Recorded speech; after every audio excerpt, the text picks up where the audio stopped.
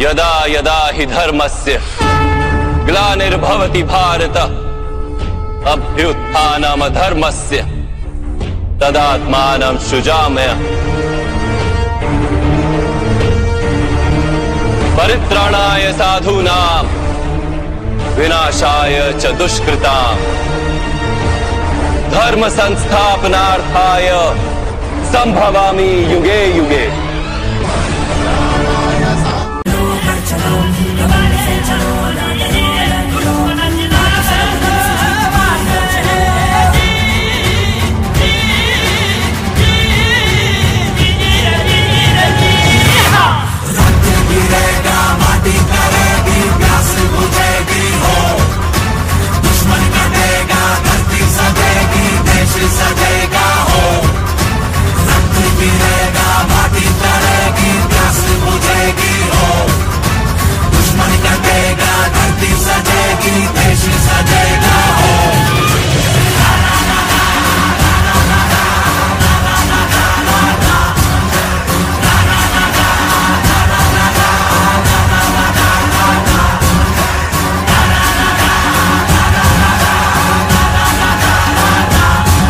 मुठभर खानाला कसा थोपणार काय लढवावा हुन्नर चिंतेत पंत सरदार। महाराज आपला जीव मोलाचा आहे, खानाचं सैन्य अफाट आहे, त्याच्या समोर आपला टिकाव लागणं अवघड आहे। काही दिवसांसाठी आपण कुठेतरी अज्ञातस्थळी निघून जाऊ। काय म्हणालात रायबा? मासाहेब आम्हाला आमच्या जीवाची पर्वा नाही, राजांचा जीव वाचणं गरजेचं आहे।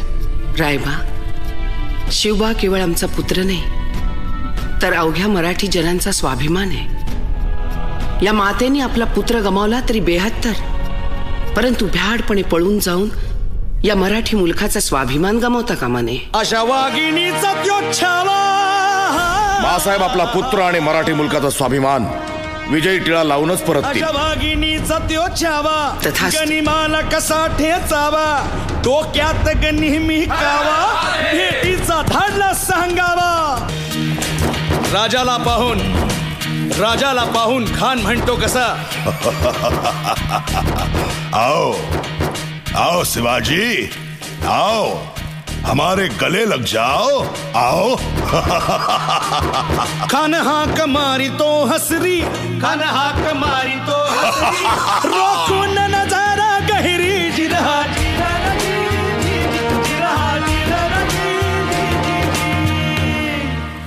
खानानं राजाला आलिंगन दिलं आणि दगा केला। खान धाभिमान मान्याला कट्यारीचा वार त्यानं केला, कट्यारीचा वार त्यानं केला। खर खर आवाज झाला, खर खर आवाज झाला। चिलखत होतय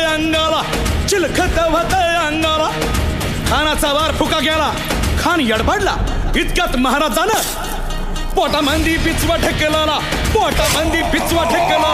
वाघ नखाचा मारा केला,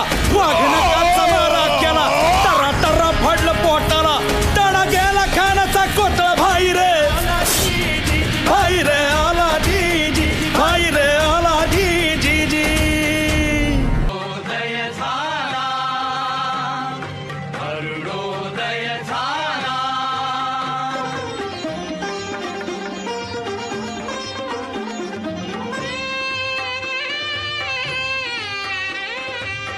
कडे कपारी घुमू लागले विजयाचे गान।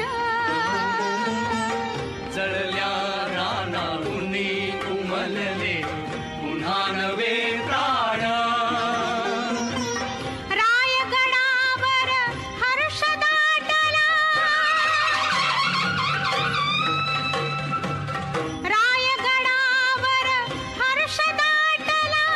खडा चौघडा झडे शिंगाच्या ललकारीवरती भगवा झेंडा उडे। शिवराय भाग्य देशाचे हे संजीवन प्राण